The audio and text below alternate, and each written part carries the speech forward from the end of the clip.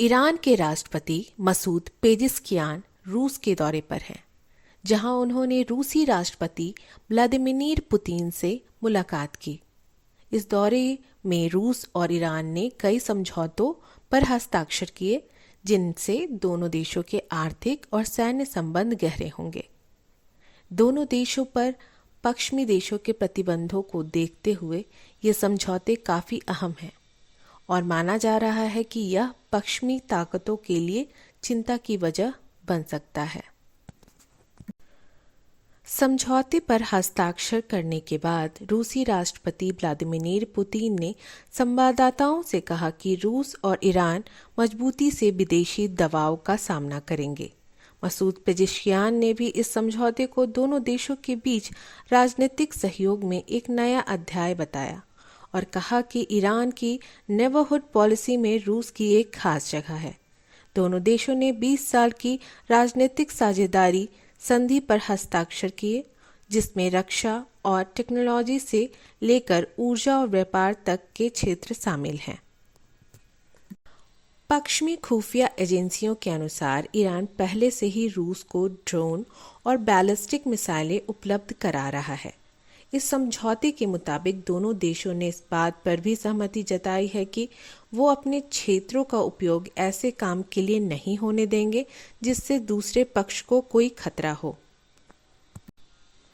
समझौते के तहत रूस और ईरान ने सैन्य और सुरक्षा खतरों से निपटने के लिए सलाह और सहयोग करने, साथ ही अपने अपने क्षेत्रों और उससे बाहर भी संयुक्त सैन्य अभ्यास में भाग लेने का वादा किया। इस समझौते के बाद दोनों देशों के बीच ऊर्जा क्षेत्र में सहयोग बढ़ेगा और इससे दोनों देशों के बीच व्यापार में उल्लेखनीय बढ़ोतरी हो सकती है। ईरानी नेताओं ने इस यात्रा को महज एक सरकारी यात्रा से कई अधिक बताया है और कहा है कि यह एक रणनीतिक मोड़ है। दोनों देशों के बीच इन मुद्दों पर समझौते किए गए हैं। रूस और ईरान दोनों ही आपसी सुरक्षा में सहयोग के लिए राजी हुए। किसी एक पर हमला करने वाले देश को कोई मदद नहीं करेंगे। रूस और ईरान दोनों देश साझा सैन्य अभ्यास के लिए तैयार। अधिकारियों के लिए साझा प्रशिक्षण कार्यक्रम, व्यापार और आर्थिक क्षेत्र में समझौता।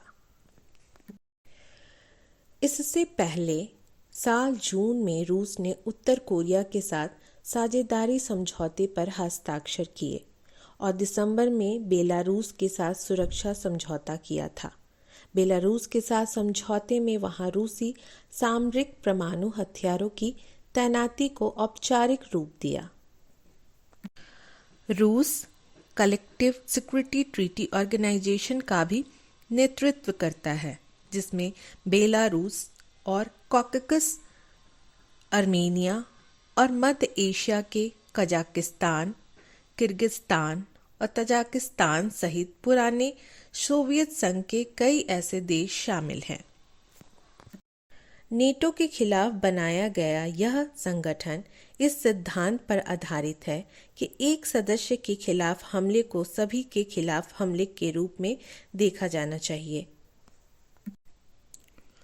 डोनाल्ड ट्रंप 20 जनवरी को अमेरिकी राष्ट्रपति का कार्यभार संभालने वाले हैं। माना जाता है कि अमेरिकी राष्ट्रपति के रूप में ट्रंप के वापस आने से अमेरिका ईरान को अलग थलग करने और उस पर दबाव बढ़ाने की अपनी कोशिशों को तेज करेगा। ईरान और रूस दोनों पर पश्चिमी देशों ने कई प्रतिबंध लगा रखे हैं। हालांकि ईरान के साथ रूस के ताज़ा समझौते में आपसी सुरक्षा का ऐसा कोई समझौता नहीं है जैसा उसने उत्तर कोरिया के साथ किया है। पश्चिमी देशों का दावा है कि उत्तर कोरिया के सैनिक रूस की तरफ से यूक्रेन के खिलाफ युद्ध करने के लिए भेजे गए हैं। हालांकि रूस ने कभी भी इस बात को न तो स्वीकार किया है और न ही इससे इनकार किया है।